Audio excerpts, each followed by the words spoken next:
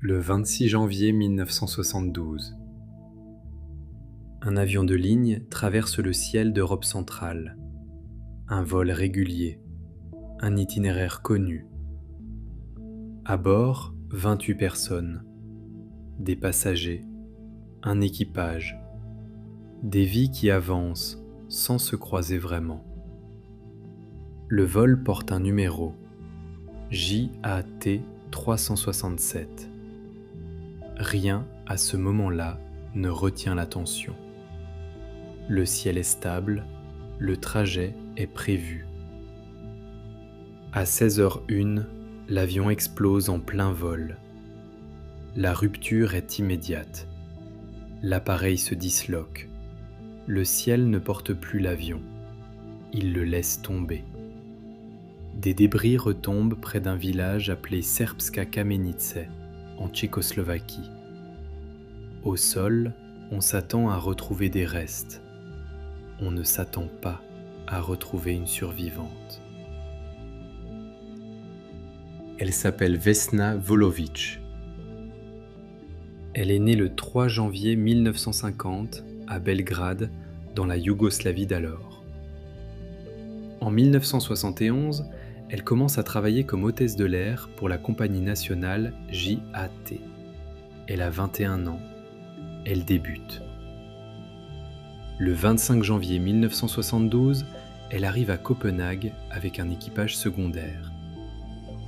Le lendemain, une erreur administrative est commise, une erreur de planning. À cause de cette erreur, Vesna Vulović embarque sur le vol JAT 367. Ce n'était pas prévu, ce n'était pas son vol. À ce moment-là, cela ne signifie rien. Ce n'est ni un choix, ni une intuition. Juste une affectation modifiée. Elle monte à bord, comme les autres. À 16h01, l'avion explose. La cause exacte n'est pas établie de manière définitive. Une version officielle évoque une bombe. D'autres hypothèses existent. L'altitude de la chute est elle aussi discutée. Les chiffres varient selon les sources. Les récits ne concordent pas complètement. La position exacte de Vesna dans l'avion n'est pas certaine non plus. Mais au milieu de ces incertitudes, un fait demeure. L'avion se brise. Et Vesna Vulović tombe avec lui.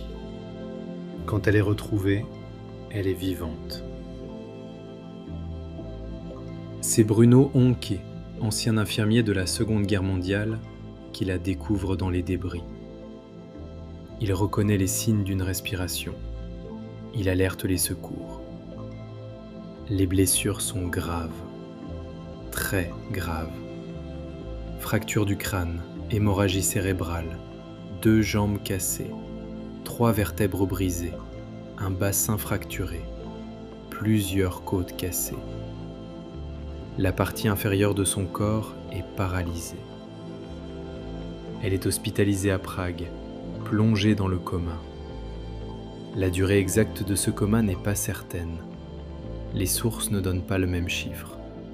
Le temps, ici, reste flou.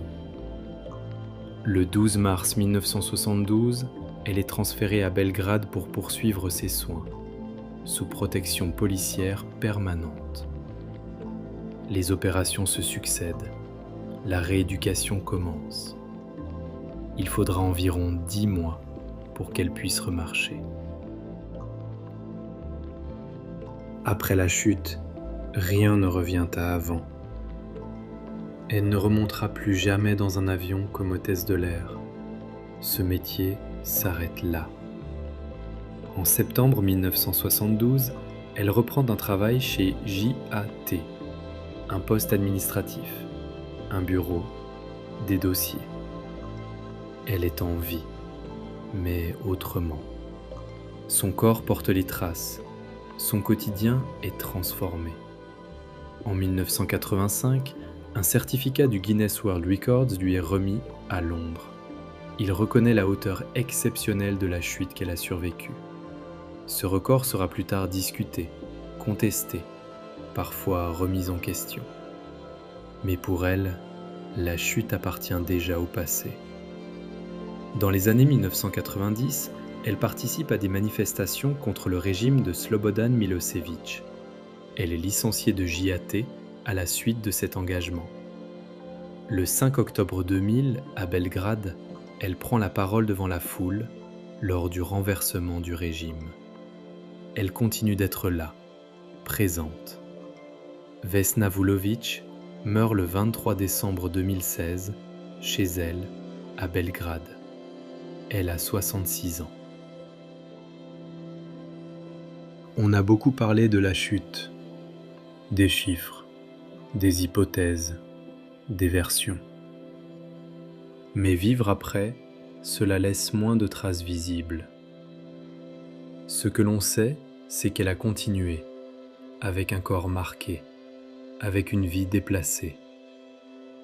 Alors peut-être que la vraie question n'est pas jusqu'à quelle hauteur elle est tombée, mais comment on habite le monde quand on a déjà frôlé sa disparition.